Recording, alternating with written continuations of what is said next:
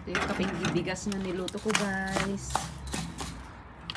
Kaping bigas. So, ito magagamit natin siya ng 3 buwan.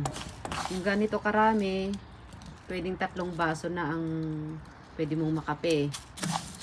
So, tiyaga lang ang pagluto nito, guys. Dahil matagal at saka mas maganda sa kahoy kayo magluto kasi sobrang tagal talaga siya sa paghalo. Tiyaga-tiyaga lang.